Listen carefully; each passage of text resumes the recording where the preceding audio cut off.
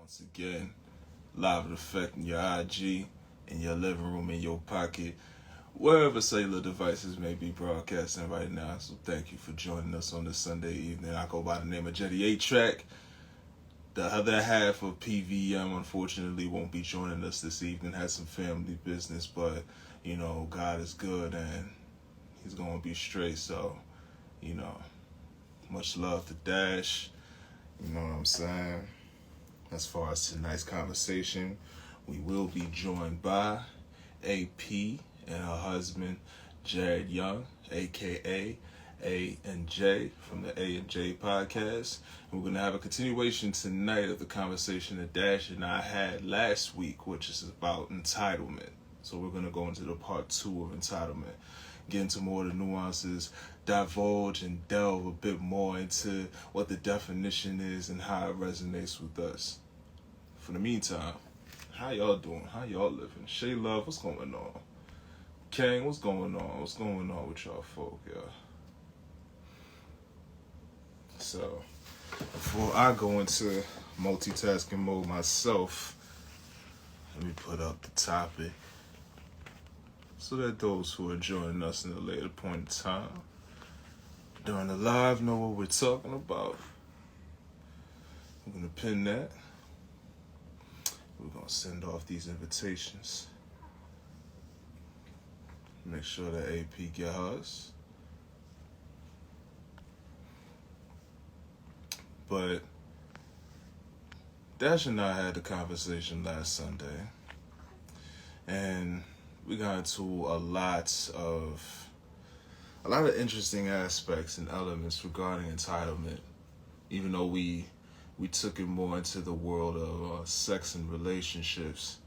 It shed light into a lot of what entitlement means, so much so that we decided to have a continuation of it, because it's one of those words that has a negative connotation about it. You know, people always use entitlement coupled with a sense of, to bring to light some type of demonstrative, derogatory way of admonishing somebody, you know.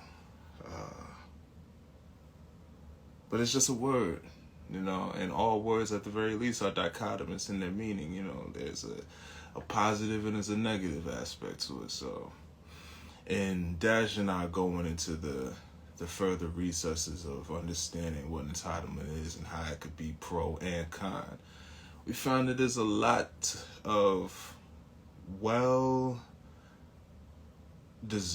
and well-placed meanings regarding entitlement that zeroes in more into the actual core of the definition and no connotation either or, whether positive or negative.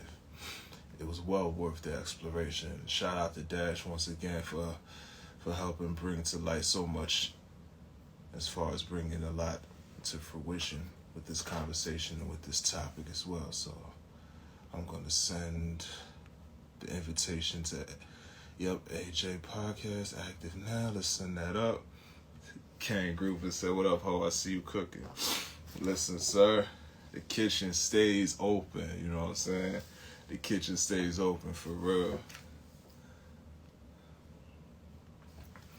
So, until they join us, for those who are in here, what does entitlement mean to you? When is the last time you ever seen a situation in which there was entitlement that was used in the situation, but it needed to be used in the situation? You know what I mean? Because it's so easy for us to say people have a sense of entitlement and to vilify the term entitlement. But when's the last time you've seen entitlement was used to uplift, or used in such a way that it was apt for the circumstance to help bring to light something, or to help bring the reality of something towards somebody who needed to understand the reality? We would love to know that if y'all could drop it down in the comment section. I myself right here, I gotta get some colors popping. You know what I'm saying? Shout out to Kenny and Mawa. He commissioned me to do a piece for him. And right now I gotta get some colors right. Make sure that it comes together to the best of my ability. it goes, what we had so far.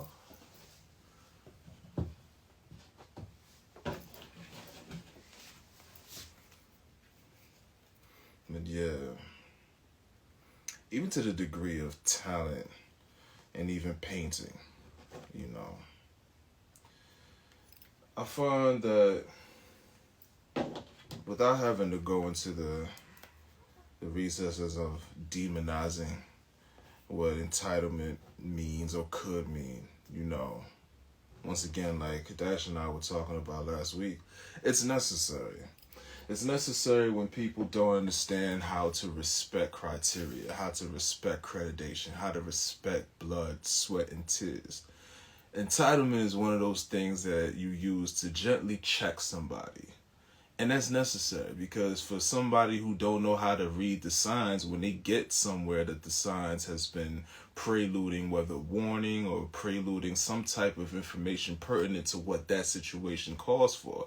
If you can't read the signs, you got to be able to understand what the reality is when you reach that destination. And that ain't no politically correct. That ain't no gentle politics. That ain't none but reality. You feel me? But A&J Podcast is up in here. Let's get them in. Let's get this thing rolling, man. Yo, sis. Good. So, What's going on? Jay just got here. He's right here. So, I was trying to connect with my headphones because we're a little bit far away. Give me a second. Okay, I don't know why I was connected to headphones. This joint just cut off. Yeah, it gets funky like that. I don't.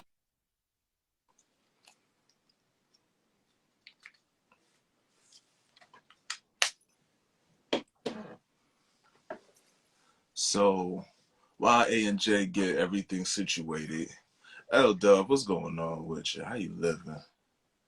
And DGM McLovin, what's going on? What's good with you? Ken Grooven said entitlement has so many bad images that it doesn't get a fair shot. That's facts. It truly doesn't. For whatever reason, it won't let us connect via. Hey, y'all. Give me a second because I want to be able to hear you clearly Okay. and loudly. I'm going to try to connect it to my stereo in my room. Okay.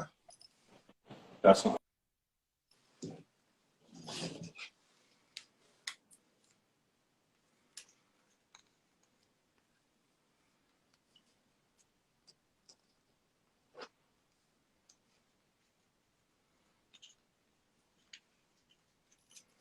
L-Dub said, hey, what's going on with you?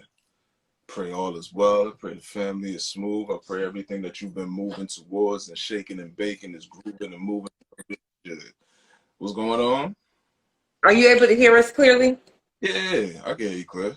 All right, then we just going to rock with it. You want to move the table and bring it closer?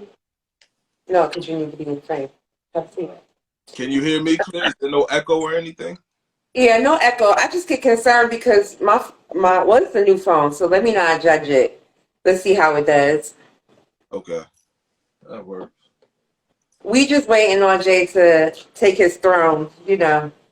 I'll be right with you. But what's good, everybody? Hey, L Bell. I feel like I haven't talked to you in like 20 years. We do a conversation and a girls' night since. Whew. And just so y'all know, y'all are further away, so we cannot read the screen clearly. I'm newly blind, so I'm trying. It's cool. All right, I we got good, we good. Hello, good evening. as Jenny, much thank as you for it'll having permit. us. Of course, we love having you. You know that y'all at any given time, we would love having you. Jay, what's going on with you, King? What's good with you, man? Chilling, man. I'm Well, chilling. I'm working. we happy to be here in the PVM building. Always. Shout out to the PVM family out there tuning in. Yep. Yes, sir. And thank you guys for joining us on A&J Podcast the other night. It is posted and live on YouTube. It's also on Anchor, streaming on Spotify.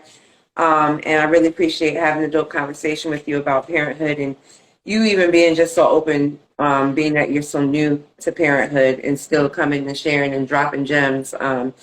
We love those types of conversations and we love pushing those types of conversations. So thank you guys so much for doing that.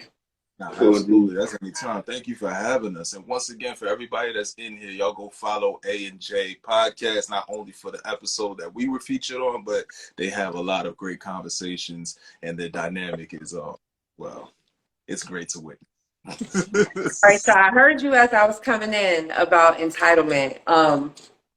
And the crazy thing is, when we were talking with you and Dash just about the topic in general, and you guys were like, what does entitlement actually mean? Is it a negative thing? And that got me to thinking, because I think when we hear the word entitlement, it definitely has a negative connotation.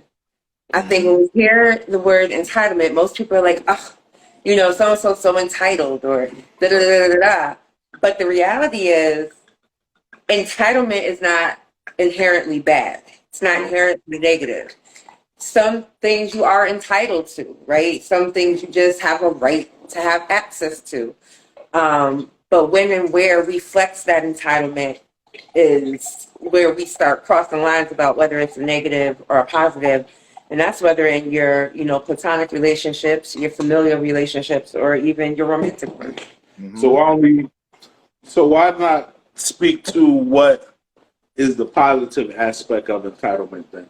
Since we often hear about the negative perspective of it. Absolutely. Let's speak about some things that positively reflect entitlement, things that you should be entitled to. So Absolutely. And I'm glad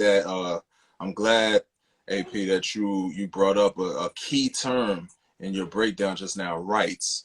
I went to look up the definition of entitlement just so that, because I have an understanding of I have a functional understanding. I could use it in a sentence, I could use it in conversation and know what I'm talking about. But I just wanted to, I just wanted to see what Merriam-Webster had to say about it so that I could get it, straight from the horse's mouth, so to speak. And there's two main definitions. The first definition is the fact to the rights of something. So it's a fact behind somebody having the rights to something. And then the second definition, I think this is the definition that a lot of us get caught up on, that also leads to the negative connotation, is the belief of being owed something or being deserved something, So with that being said, I could say that as far as a positive way that I see entitlement being used is something that happens to be an elephant in the room when it comes to creatives and independent entrepreneurs, and that's asserting yourself as far as your price, putting your value out front. You have to be able to have a certain level of entitlement for you to be able to put a price on your products, whatever you're creating, your brand, your marketing, whatever. You have to have a certain entitlement. You have to have the logistics, the breakdown of the things that you've done, the things that you've put sweat, blood, and tears on, the things, all your accreditations, in order for you to be like, well, this is the service that I can provide for you, and this is what I charge. Absolutely. I think that's one that I see a lot of back and forth, and having been in this space as both a creator artistically, but also as a businesswoman, and sometimes those things cross over as an entrepreneur, is putting that price on your work, whatever that work might be. You might be a public speaker, you might be a writer, you might be an influencer, you might be a blogger, you might be a designer, you might be a painter, whatever the case may be. Other people feel like they have the right to qualify how much you should be able to charge. I'm entitled to charge what I want to and what I think my product and my services are worth. However, I do operate from the space of understanding that you may not necessarily agree with the price that I've placed on my services and my product, but it's also your entitlement to not shop with me or utilize my services. And in those instances, entitlement is working for both of us because we're both able to make a choice on our own behalves about what we want to do with our services and whether you want to patron someone's services. So I think that's a great example of entitlement. Okay. I mean, yeah, and I was kind of curious as to what we were saying, like when you mentioned that right there, right? Because, and I think you qualified it for me because the entitlement, I think some people confuse their entitlement as business owners as they're entitled to charge like they're entitled to what they charge. Like you should want to pay me this amount because I did this. Like, and what A said makes more sense to me, right? Because some people feel as though like, yo, I put my blood, sweat, and tears into this T-shirt. You gonna pay me $100 for this T-shirt, but I'm gonna see your T-shirt and I'm gonna be like, you got a $10 T-shirt that you put however many dollars worth of labeling on here, and I don't care how many hours it took you to press it up. That's not $100 T-shirt To me, that's a $25 T-shirt to me. right. Like, so the only problem I had with where I thought this might be going, which it clearly isn't, is when people feel insulted by the fact that you don't want to pay what they can. Because sometimes people are confusing the value of their time with the quality of their product, right? Absolutely. So if you could, just because you put this sweat equity into this doesn't mean you are providing a product that's worthy of the price you're trying to command. Now, if you're giving me quality craftsmanship along with your sweat equity, now I feel as though I can agree with that, right? Like, it's the difference between me getting the Ralph Lauren T-shirt and the Hanes T-shirt. Like I'm good with either one. Hanes tagless be hitting. No, I'm good with either one, but I know what I'm getting a little bit. I know what I'm getting when I put my $10 down for my pack of Hanes, and I know what I'm getting when I spend $45 for the pack of the Polo joints. Like the cotton don't feel the same. The stitching don't feel the same. When I wash it, it's not going to respond the same. So like I know what I'm getting for my value, and I'm comfortable paying for what my expectations are. Now, if I give you $1 for this T-shirt, and when I take it home and I look at the tag and it says Hanes on the inside, and the only thing you did was slap your logo on there and maybe a catchphrase, I'm gonna be tight that I paid $1 for this $8 T-shirt that you scribbled on. Like, you know what I'm saying? Like, but I think to a point, expectation and entitlement, I think, often get blurred because entitlement often leads to expectation, right? If I feel like I'm entitled to something, then I expect. So it kind of goes like that. But sometimes we need to temper our expectations despite our full right? Our full right to entitlement. Because again, entitlement is a two-way street. I am entitled as the creator, the author, the writer, the blogger, whatever, to charge what I want to. But as a prospective patron or consumer, you are also entitled to disagree. Yes. So entitlement, I think, to me, is general rights, right? Like your general rights to your thoughts. You're entitled to that, right? You're entitled, I believe, to an extent, to general respect and decency.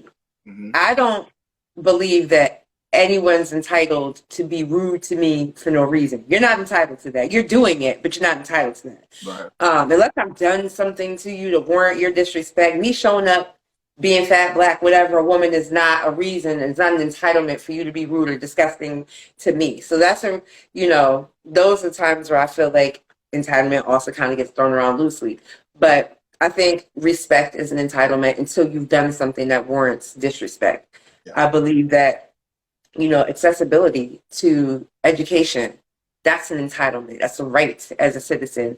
And, this particular country, that might differ from, place to place. I believe people are entitled to fair health care, access to clean water, all of those things. Now, does it happen? No. But is it an entitlement? Absolutely, because on a very it should that's be what you should just a basic human level, right? Those things I feel like are entitlements, but I think those are things that aren't inherently negative. To believe that I am entitled to a fair wage, I'm entitled to have access to health care. I should be entitled to affordable health care, but we know how that goes. So I don't think those forms of entitlement are necessarily, I don't think those are wrong. Now, when we start feeling entitled to things based on ego and hubris and, an overwhelmingly large amount of disillusionment, whatever the case may be, then that's when we start getting into murky territories. But it's easy to see why it can quickly go from being reasonable to unreasonable if you're not able to separate really what you're entitled to. Yes, agreed, agreed. And I want to marry a couple of terms that the both of you brought to light with what you just said. Jay, when you spoke about, entitlement being, or an understanding of entitlement being, hey, I put my blood, sweat, and tears on this, but I slapped it on the $8 t-shirt, paid me $100. I want to marry that with what you just said, regarding, entitlement, concerning itself with work, as far as, people being entitled to a fair wage, people being entitled to Medicare, health care, if you will, people being entitled to certain rights that give them up in society, so much so that it gives them a fighting chance economically. So I agree with both of these things, and I feel like the core that is in both of these things that have to be acknowledged when it comes to entitlement, outside of just a sense of a thought, is the work that has to be done behind it. Now, people can be entitled, like I agree with you, sis. People are entitled to, health care. People are entitled to these things, but you have to put the work in behind it. You have to, it's not fair, but you would have to do the searching necessary for you to be able to find something that works for you, that makes sense for you. You have to be able to get a job. You can't just say, hey, I deserve fair wage, and you're at home sitting on your ass, not doing anything. You have to actually have a job to even be a part of the conversation. Absolutely. Apply to you. You know what I mean?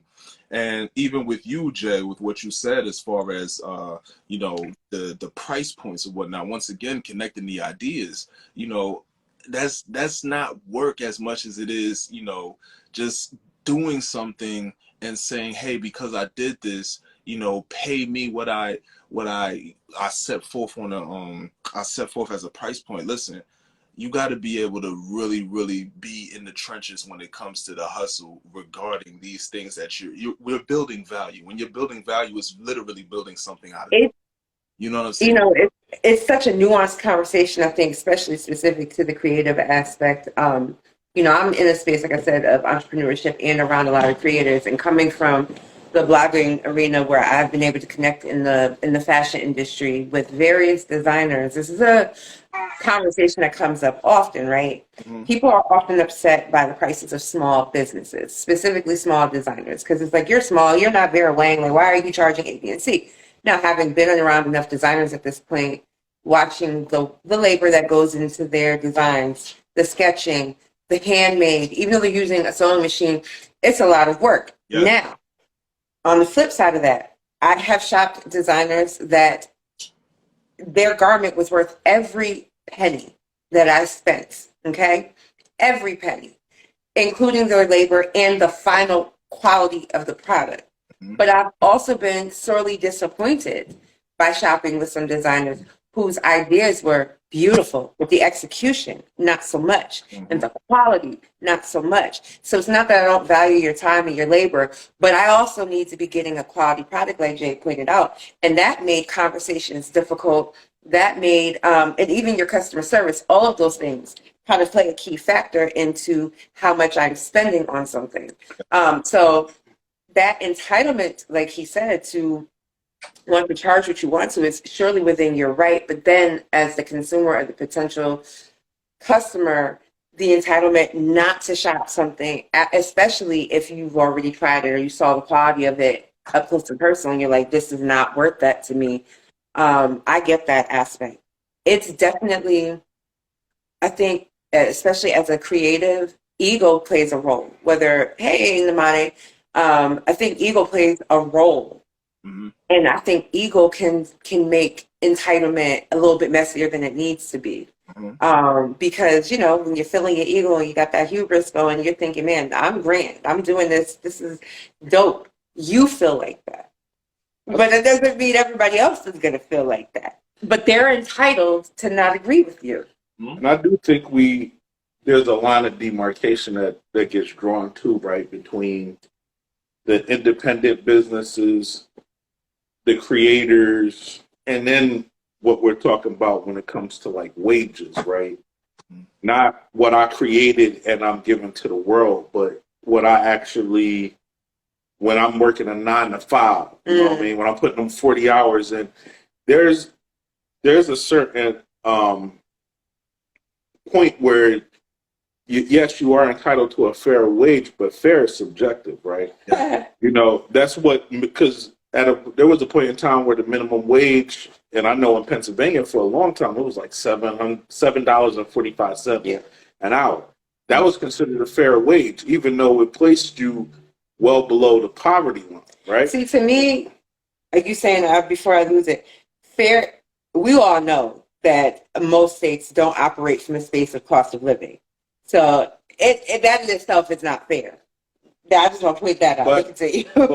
But what Jetty said, and what I'm kind of alluding to as well, is like that subjectiveness is also about what the effort you put into it, right? Like if I go for a job interview and I bite on the first offer that you make to me, that's fair.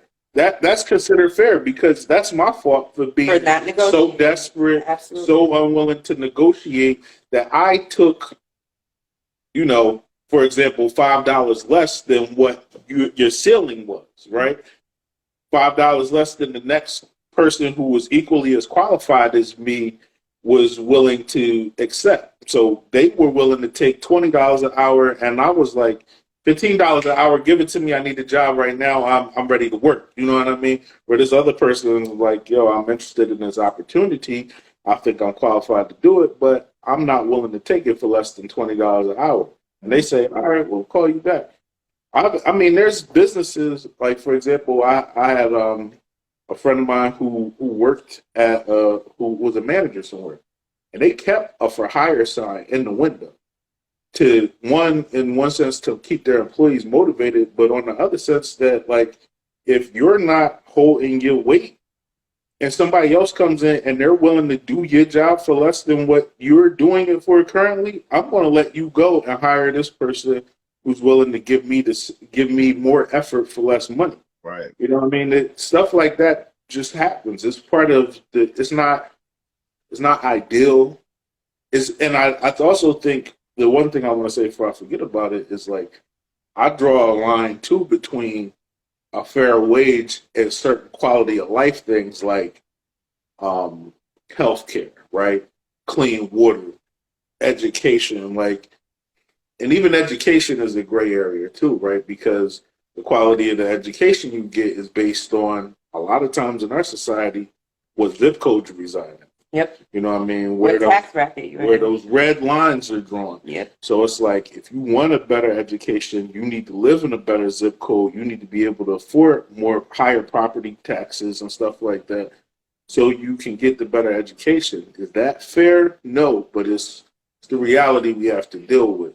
The social construct of our society, the culture, does not lend always to being fair. So entitlement gets murky in those situations. I think you made a very poignant point when you talked about the salary aspect of things. I'm a big fan of acting your wage. So first of all, I'm not just going to say yes to any salary. I'm going to negotiate, because I'm entitled to do that, just as you're entitled to reject that offer. Now, if we come to some amenable, decision, and we agree on my salary, and I take on the job to do these outlined duties, right? I am entitled to carry out those duties as assigned, as was specified in my contractual obligations. But when you start wanting me to go above and beyond what my wages cover, I am entitled to say, I'm going to act this $50,000 a year that you're paying me. And when you're ready to increase that, feel free to. And I would be more than happy to continue, in excelling beyond the duties currently assigned to me. Because that entitlement, just like you're entitled to think whatever you want to, and you're entitled to believe that I am supposed to carry out these duties just because you told me I need to, but that ain't in the contract, bro. Yeah. You know what I mean? So entitlement again can get murky depending on what angle you're coming from. You know, your employer often feels very entitled to your time, your life, and they feel like they have ownership over those things. And it's like you're not entitled to that. You're entitled to what has been agreed upon in this contract that I signed. This is why I encourage everyone before you sign anything, read everything. It may be super boring, but read everything. And in my line of work, I'm a paralegal. You learn how important reading the fine print really is. Really, really is. Because sometimes you may think that your employer is being really entitled, but you unknowingly agreed Mm-hmm. to their entitlement. So be mindful, about what you agree to, because entitlement goes out the window sometimes in those situations. Namadi said something. I don't know if you can see that. Yeah, I can. And Mike said, "Yup, acting your wage, quote unquote, is big because they try to get us to work more than what we get paid for." Absolutely. Absolutely. And I think big business specifically has that sense of entitlement, but it's really not their right, not in those situations. And this is again where entitlements can get murky when you just feel like, well, that's my employee, so I can ask them to do A, B, and C, but there's contracts for a reason. And I think industry dictates that a lot too, because where I've worked for people who had no problem asking more of you outside of traditional business hours. There was even a point in time where I worked for a company, and they before I got there, the employees sued because it was common practice for them to be required to be prepared to work as soon as, say, 9 o'clock hit, right? But to do that, that meant you had to prepare prior to the start of your shift. So you were expected to work. You were expected to basically work before you were on the clock, Right. and that created a conflict there where they literally fought and got it so that you had like 10 minutes after your shift began. Call centers are very much we're like that, and that's really illegal. Like there's a lot of I've seen a lot of that mentality over the years, but what I have noticed in recent years is like some of that is starting to change, right? As especially since the pandemic with this great resign and stuff that is going on, a lot of that entitlement that employers had historically is starting to Wayne turn on its head. You know what I'm saying? Because now, even like down here at fast food, right? Fast food retail places in general, right?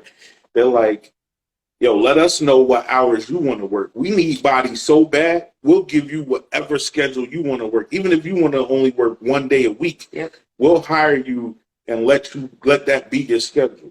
You know what I mean? Because the workers have essentially taken back some of their power by saying like, yo, I don't care. I'll leave and I'll figure it out. Like, I don't have to take this from you. I deserve better wages. I deserve better hours. I deserve better health care. They rolling out the red carpet for people. But what's so interesting is, I don't know if you guys are on LinkedIn. So I'm required to be on LinkedIn because the firm I work for is like, you need to be on LinkedIn to follow the page. Okay. So when I got back to LinkedIn, I did not realize how much it had turned into social media just for careers.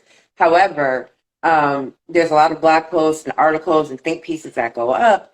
And what I often see is a very clear line between the baby boomer generation versus the millennials versus Gen Z.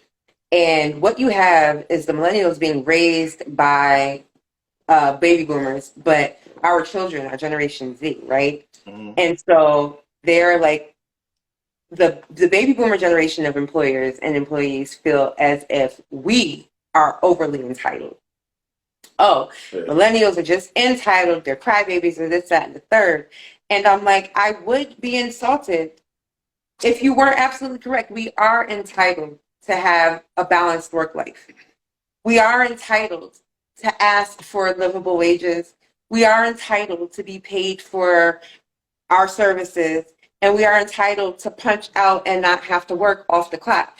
And that's not a bad thing. It's just that y'all are coming from a space where overworking and being a company man was what the precedent was. And now it's not like that anymore. So it's like this push and pull between the older generation and the younger generation. It's a culture shock. It's a culture shock for them. And so they throw around that term entitlement as if it's a bad thing. And they talk about, well, when I was your age, da, da, da. And then you have to point out things like, well, when you were our age, houses were $10,000. College degrees actually meant something. And was significantly cheaper. Yes. And let's not even get into the factor of ethnicity playing a role in what you had accessibility to and redlining in communities and all those things. So what you had access to, we no longer have access to in the way that you did. So when we're asking to be where you were, just at a level that's commensurate with where we are in the stream of time, we are entitled to that. We cannot operate in the same way that you did during your time when you were our age, because the time's different. So when I see that word, it gets thrown around often. And when I see these think pieces go up, I never comment because I don't need my employers knowing what I think. And because, listen, LinkedIn has become the wild, wild west, by the way. And I'm just like, it's a bunch of professionals being very unprofessional and very open in their thoughts and opinions. And there was a time where, certain things didn't get discussed in the workforce. So I find it very intriguing and very interesting, but it also is like a little window into the culture of secular work and how things are really shifting. But when I see that word entitlement, it comes up so often in those spaces because, again, generationally, what we view as a positive entitlement, that older generation is like, nah. You to something that just popped up as you both were speaking, and perhaps there is a fine line that needs to be delineated and acknowledged, or perhaps this is just something that is like one flew over the cuckoo's nest. But and this is for everybody that's in the comment section as well, do you feel that one of the things that separated the older generation from this generation is the fact that being informed is the new entitlement? Or do you feel that there's a distinction between being informed and what entitlement means? So I think you brought up a good point, right? With the information is power.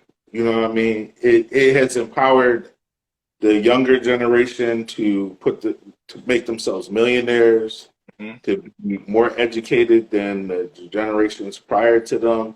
And I think that's where that line in the sand kind of gets drawn, because the older generation was really operating in the blind a lot of times, right? They were fighting what they could see on the front line. Right.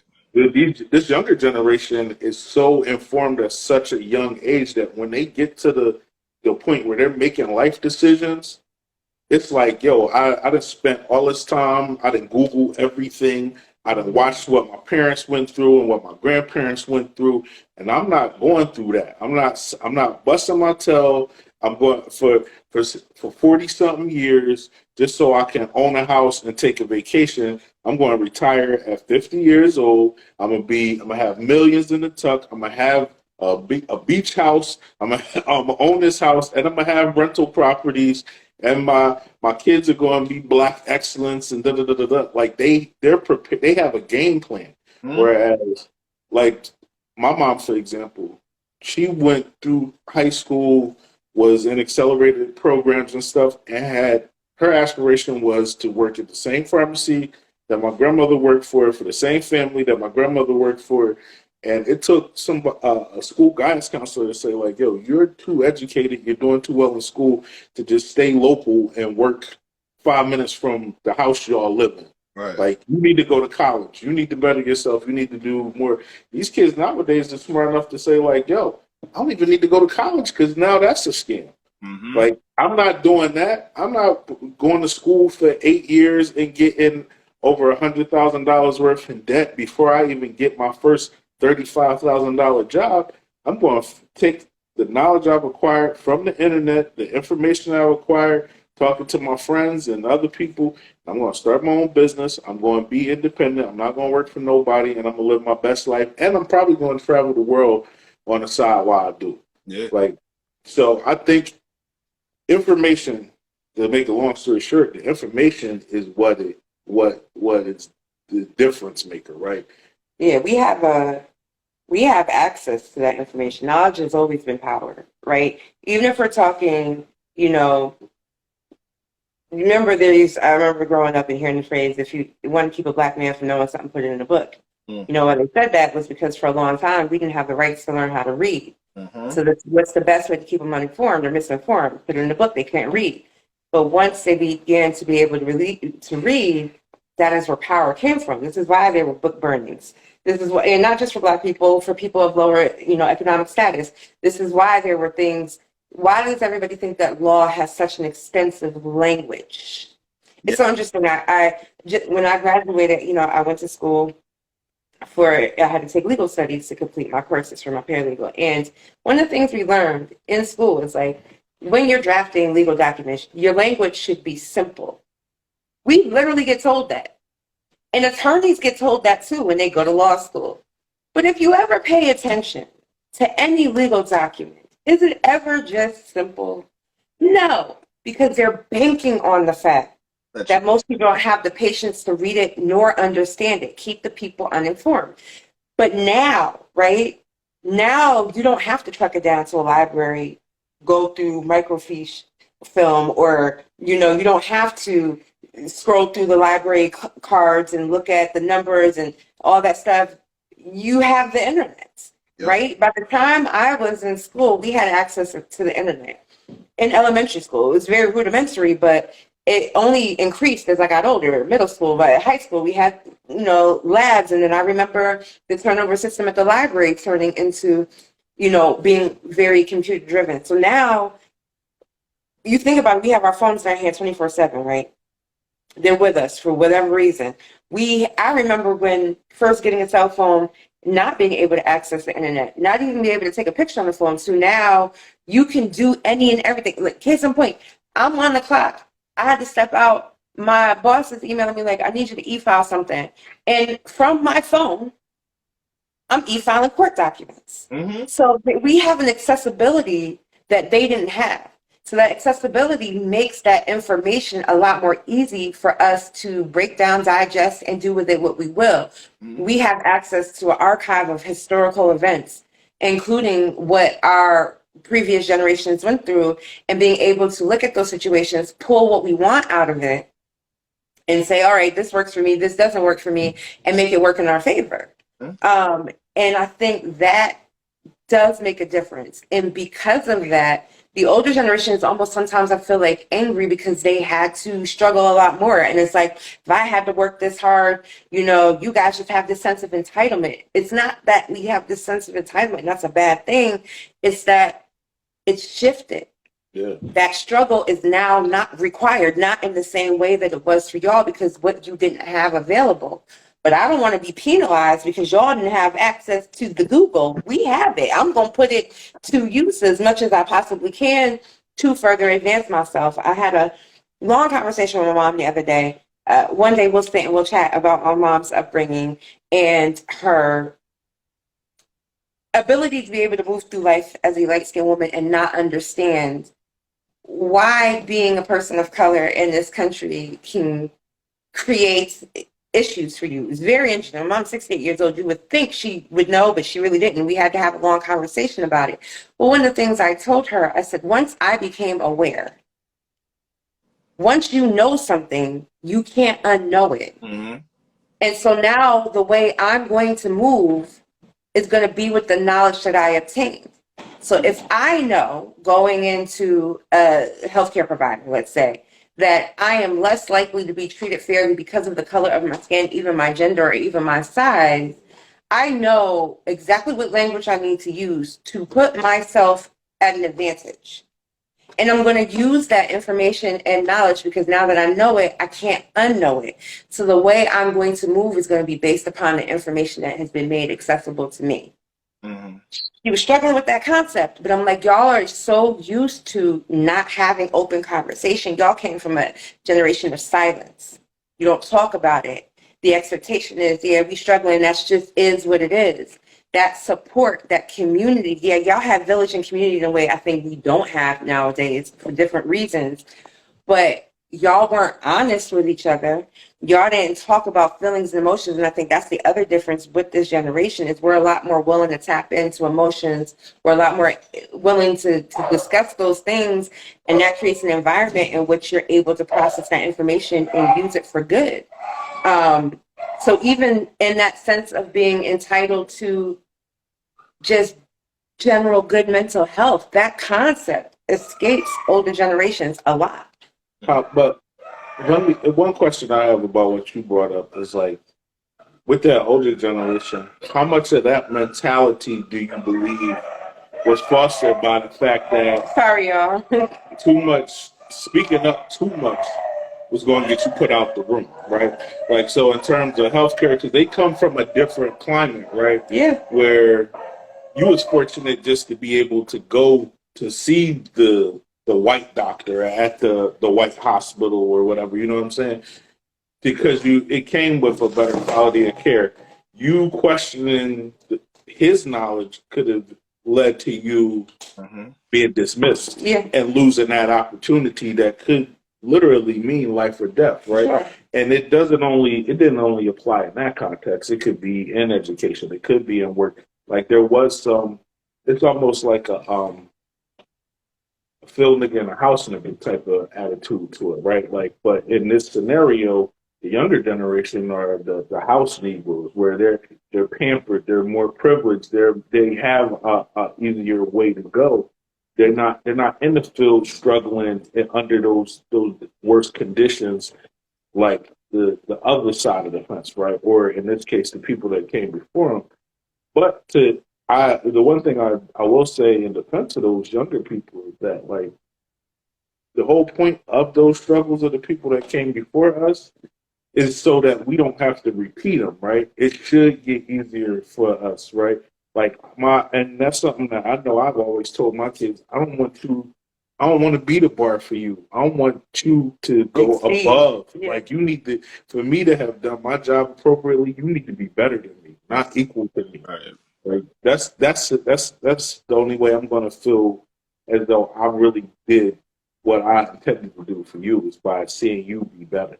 Yes. I'm glad that you brought that point up because actually what was going through my mind was I wanted to say the funny thing is, which is almost ironic if it's not completely and directly so, is that the older generation has set this foundation, the standards by which the younger generation can stand on with entitlement. So the older generation made it so that the younger generation can be entitled in order to assume and in order to accrue and to aggregate and so forth and so on. But even in the backlash of what entitlement is that most people use as far as its negative connotation, I feel like one of the things that that separates the two generations is those older ones that feel entitled in what they've done, and it's like you're not doing it for me, so now I got a problem with you because we did this for you. What do you do for us? You know what I mean? You need to pay homage, homage. Right. I don't even think that that's necessarily wrong. I feel like we need to pay homage to, those before us, respectfully appreciate that they did struggle to create a path for us. But I want to be able to walk that path without your resentment being a child on my shoulders that I have to wear. Mm-hmm. Like, if you said you did this for us, don't be mad at me for using what you paid for us to use. Yeah. Because I do have to think about the next generation. Now, again, I think entitlement, when I see it used in context, especially in terms of, you young ones are more entitled. As a millennial with Gen Z children, I can definitely see from the perspective as an adult where there is some entitlement issues with our generation and the younger generation, because we've had an easier way to go. than our previous generation. I do think sometimes we let that entitlement overflow in a way that it shouldn't. So feeling as if I'm just entitled to whatever because, it's not 1950 anymore. I should be able to da da da da. And that's where the line of demarcation starts to get a little blurry when we talk about entitlement. Like, and really being finite and defined about what you're actually entitled to. What is an actual entitlement? But when you broke down the actual definition, there is fact and then there's belief. Mm-hmm. And that belief is not always a fact. Oftentimes those beliefs can be rooted in a feeling, and that feeling may not be factual. And that is where I think those lines of entitlement get really blurry depending on the person. Yeah, feeling or even an ideal, right? Because the ideal is like almost like a fairy tale. It's like something you created in your mind. It's an ideal situation. It's the best case scenario. But it may not be. It may not be realistic, right? Like in reality, that we don't live in ideal circumstances. We don't live in ideal conditions. A lot of times we have to play the hand that we're dealt, and make the best out of it. And that's the other thing, the hand that you're dealt. You are able to control certain things in your life. The one thing you're not able to control for certain is what you're born into. Now, what you do with the things you learn along your journey into adulthood, that matters. And so I think often from our generation, I'm starting to see it more. I saw TikTok going around a couple of months back where a young lady was saying how if you were raised by a millennial, or you are a millennial, you're basically F because our parents didn't prepare us for financial literacy. And she ran on to run down a list of things that our parents did wrong, which in turn made millennials be trash parents, whatever. That was her argument. But what I gathered from that was that even if, and I was fortunate enough that I had a mother who taught me, maybe not financial literacy in the sense that would make me millions of dollars. She's operating from a space of somebody who grew up poor. So she's teaching financial literacy from her level of understanding. However, even if your parents didn't give you the Trump book of affluence and how to achieve it, there has to be some accountability. At some point, you become an adult and you start making your own choices. So if you choose not to think to yourself, hey, I don't know this. What's stopping you from picking up the book? What's stopping you from Googling? What's stopping you from signing up for those financial literacy classes? What is stopping you? Your parents? Because at this point, they're not the ones with jurisdiction over your life. Yeah, they raised you, but at some point, we become accountable for our actions and what we do, which is why I'm not a big fan of, because that feels like an entitlement that we're not owed. That feels more like belief than it is fact. And fact may be your parents didn't teach you financial literacy, but the entitlement is thinking that you are where you are and you can blame it on your parents. Nah, because at some point you become an adult and have to make your own choices. Yes. So if you can recognize in your mind that the way your parents did or didn't do something was maybe wrong for you, that means you also can recognize that you have the capability of changing your circumstances. If that sense of entitlement is going to prevent you from growing and becoming a better version of yourself, well, that entitlement is doing you no good. But if you know that you're entitled to change, which we all are, that is where maybe that entitlement will work in your benefit and in your favor, because you know that you have the ability to maybe change what you didn't like about the way you were raised. We can't undo what our parents have done. And we had that conversation on the podcast with y'all about, parenting is going to come with its ups and downs. We are going to make mistakes. Oftentimes you're going to give your children trauma whether you intend to or not. As children, you may not be able to understand and fathom and process those things, but as an adult, you have a choice. Yes. Because you start learning choices at a young age.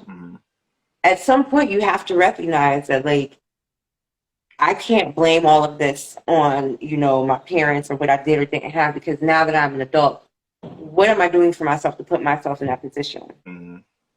So I think that is a space where entitlement can become murky again when you start to focus more on the belief of, or the ideal of, or the idea of, as opposed to what is fact. And the fact is, yeah, whether your parents messed you up or not, you still are entitled to go to therapy and correct that change of thought and correct that pattern of thinking. You're also entitled to pick up those books and read them because you do have that access. You do have that capability. If you're not doing it, it's because you have told yourself that you cannot. And that's a choice.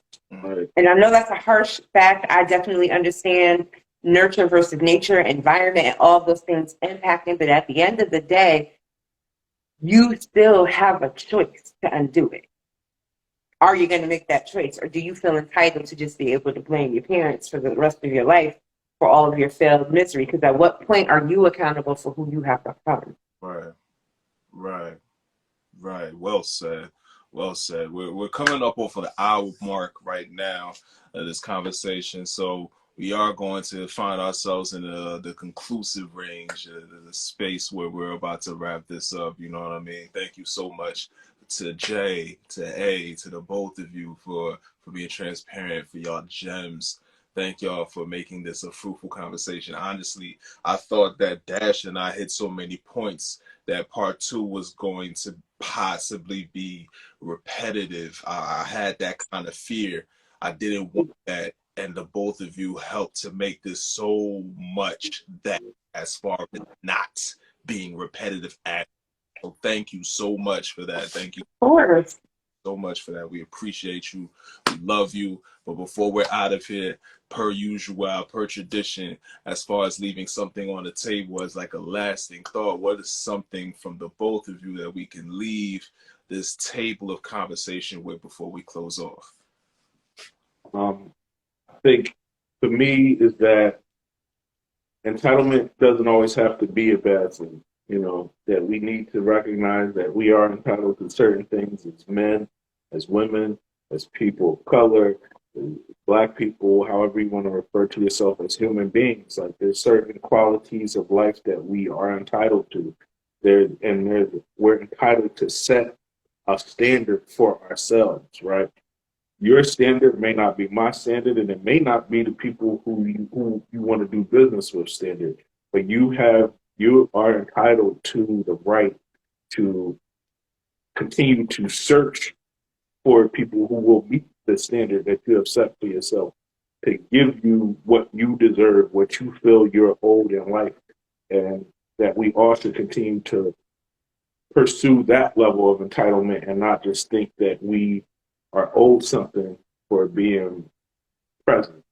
Like I showed up and you owe me this. No, we need to continue to work for those things that we're entitled to. Mm-hmm. Mm-hmm. Yeah, I was going to say, well said. Entitlement and expectation are not synonymous. So even though you are entitled to something, temper those expectations, because what you are entitled to, somebody else may not see it that way, and they are entitled to feel that way. So now you can't lock horns with everybody. You have to decide what is worth the fight, what is worth the battle for you. And as much as you feel entitled to something, do you feel respectful of other people's entitlement? And learning that just because you're entitled to something still doesn't mean you will achieve it or that it will be given to you. So understanding the difference between the entitlement that you feel, even if it's based on fact or a belief, and what you actually receive. Those results may not always be what you are entitled to, and that is just going to be a fact and a reality of life. However, if you are in a position to change those results by uprooting yourself or moving on to something else that serves you, by all means, use that entitlement and do that. But understanding that entitlement is not going to be this, magical wand that you get to wave that tells you that you're going to get everything you deserve and desire in life, because we all know that that's not reality. So just tempering those expectations and staying grounded and centered in reality. Yes, well said. Ladies and gentlemen, A&J of the A&J Podcast. Y'all make sure that y'all tune in on IG and on YouTube. A&J Podcast, trust me, is going to be something that's going to enrich in your lives with every episode that you listen to and or watch. As far as us, PVM, y'all catch us on YouTube, y'all catch us on Patreon, y'all catch us on Twitter, IG, all the social works and all that other good jazz and razzle. Absolutely. But it's that time. Once again, thank you so much, A&J. Thank you. We appreciate you. Absolutely. Thank you. Anytime. Thank you for having us. We love you all. Yes. And as for me, you know, daddy duties call it, so. I know that's right. Come on, Dad. Come Handle your on. business. Handle your business. Tell Perp I say hello, good evening. We love her, we miss her. We'll do. Talk to y'all soon, man. Peace.